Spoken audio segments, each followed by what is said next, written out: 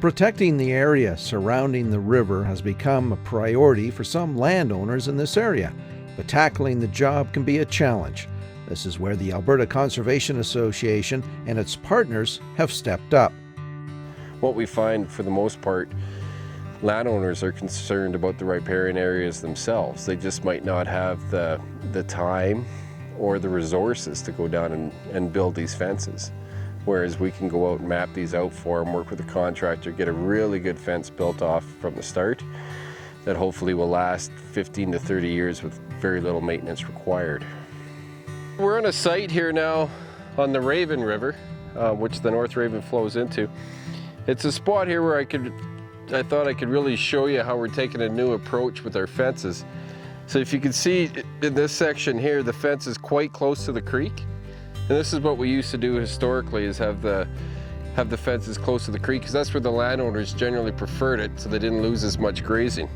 But with our new program, where we're renting the land off the landowners, it's easier to convince them to pull the fences back away from the stream because they're getting compensated for those lost acres. And then for their benefit, there's less chance of cattle having to walk up and down the steep bank and getting maybe accidentally falling into the river and drowning, something like that. And it's also easier for them to maintain the fences because now we're able to do straight lines like this one is here. This is the result, where fences are not used to keep cattle from the banks of the river.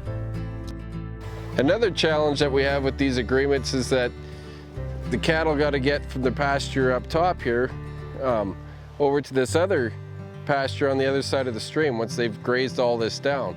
So what we've designed here is what I think is a very good crossing that, again, reduces the amount of impact cattle have in the stream. So it's well graveled. They're funneled so that they cross at one site. What the farmer has to do, he's got to come and move these panels so they go across the stream.